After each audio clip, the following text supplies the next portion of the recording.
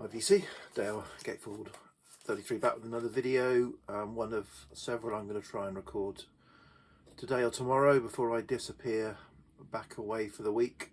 So this is a contest entry for Lloyd Boon, who is doing a push to 100 subs contest. So I'm already subscribed to Lloyd's channel, but I will support this and encourage you to as well. So yeah, Lloyd is over in Australia, and yeah, he shows some interesting albums and music, and so yeah, support the channel. So and I'm doing it at the time that England are playing Australia in the World Cup cricket currently, although from an England perspective, the less said about the Cricket World Cup, the better. So I shall say no more about it, and I shall probably lean over here because I might get blocked for showing Sky Sports content. So yeah, so Lloyd's asked us to show at least one record by a number of artists that he showed, and then show some underrated or rarely shown albums that we can do as many or as few as we want. I think that's what he said, hopefully. So yeah, so of the ones that Lloyd showed, I struggle a bit on that. I think a lot of them I have had in the collection, but I will admit that they have been victims of purges and culls. But one that I am very fond of, that I still have in the collection, is this album by the Hollies. So that was one of the artists that Lloyd showed. This is not an original, unfortunately, although it is quite a nice flip back reissue of Butterfly by the Hollies, which is a sort of Baroque pop. People call it psych. It's not really psych, from '67.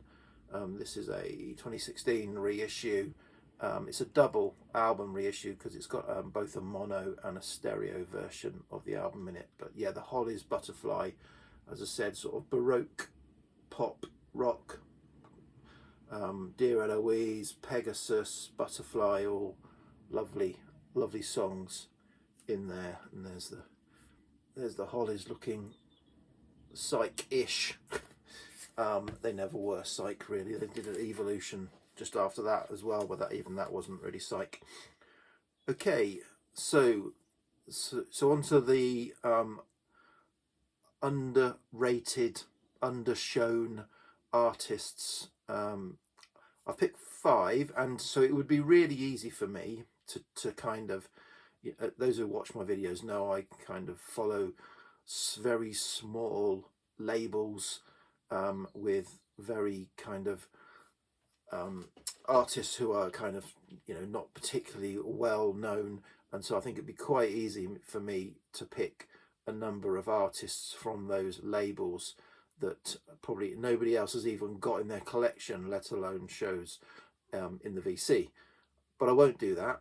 I've actually picked 5 artists who all started in the 1960s, who are not never shown. Some of them are shown, but I don't think are shown as much as some of the bigger names, and therefore need a bit of love, and that's what I'm going to do here.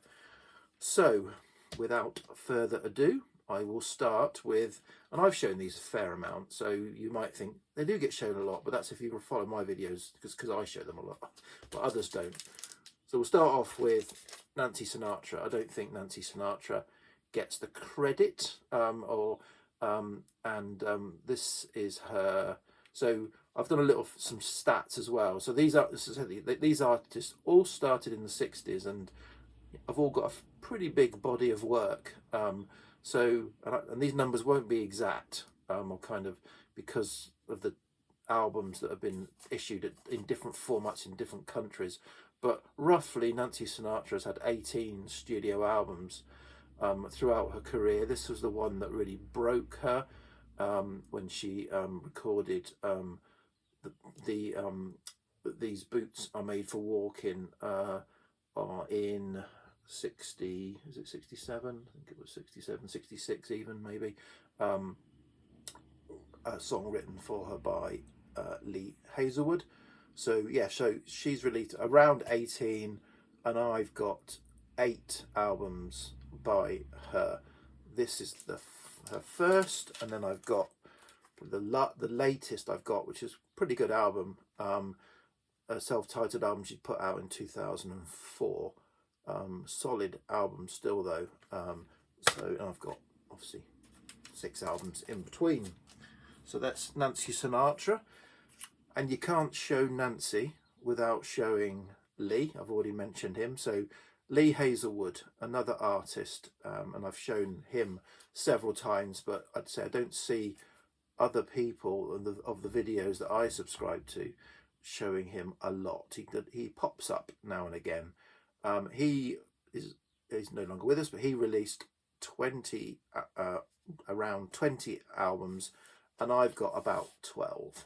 But I won't show any of them. I will show this box set, Lee Hazelwood Industries. So he went off to Sweden. I mean, he started Lee Hazelwood Industries in '66, and this covers '66 to '71. And it's really difficult, it's quite heavy. It's a kind of lavish book. It was CD. It was CDs. I keep the CDs somewhere else because they don't sit well in the book. But yeah, a lavish book of Lee Hazelwood. If you haven't got any Lee Hazelwood in your collection, I recommend you do. And next up is Dr. John. Dr. John. He, again, no longer with us, died quite recently.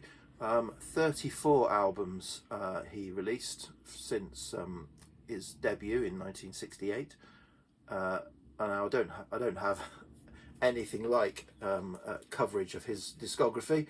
I do have about 14 though, ranging from his debut, and where he was under the persona as Dr. John the Night Tripper, and he produced this wacky, psychedelic, southern, swampy album as the Night Tripper. This is a slightly battered original UK on the Atlantic label, through to, I've shown this before, an album he did, Locked Down, in 2012.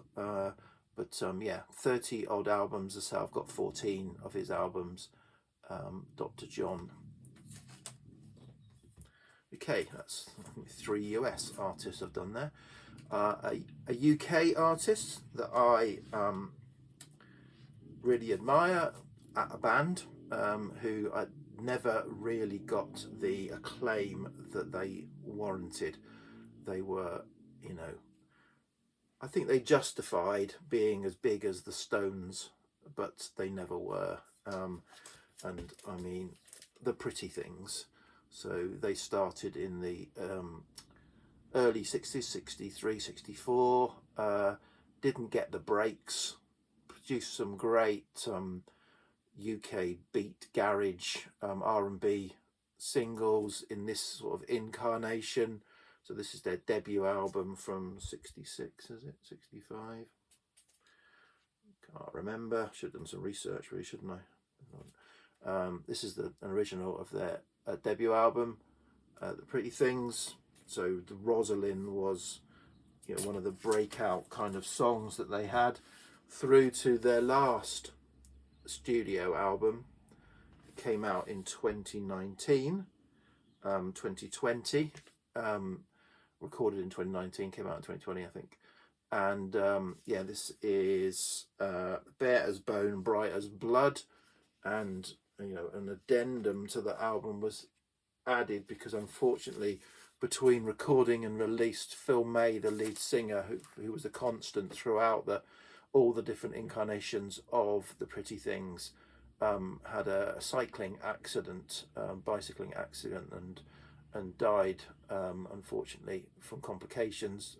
So he died before this album was actually released, although he sung lead vocals on it. So that's 2 studio albums. So what did they had 14 studio albums. I've got 8. I also this book set with a signed a limited edition book set with CDs, and it's got a 10-inch vinyl in it as well of the final bow. So they did their in the O2 Forum, I think it's called, or whatever, they did their final concert in 2019. I was there. They had guests, David Gilmour and Van Morrison guested with them, and different members who'd been in the band over the years came along, so I bought this to celebrate that. So that is the Pretty Things. And then finally, this is an artist I don't think I have shown before, certainly doesn't get shown much, and maybe I think John 6-inch Pianist or Headley would have shown him for reasons in their kind of, I guess, country funk stuff. Yeah, and I mean, I've been meaning to do a video on him because so he's 23 studio albums. I've got about 20, although I've got about 20 albums by him, including comps. So I haven't got 20 of his 23 studio albums, but I've got a lot. And that is Tony Joe White. So he's I guess, as I said, a kind of country funk, southern swamp kind of artist who I obviously really enjoy because I've got 20 albums by him. You know, I think he was at his peak between 69 and 73. His first 6 albums are all great and highly recommended, any of those. And yeah, and so this is his debut album. I've also picked up, so I've got, say, right the way through to a posthumous album that came out in 2021 called Smoke from the Chimney, which I think was put out by his son was involved, certainly family was involved in putting this out, of recordings left over that had never been released, were pulled together as an album. So yeah, it's pretty good album. Yeah, so that's 5 artists from the 60s who I think are underrepresented, certainly, and maybe underappreciated in the VC. Okay, good luck with the contests, Lloyd, and yeah, cheers everyone. I'll be back soon with another video of another topic to be decided. Cheers, bye.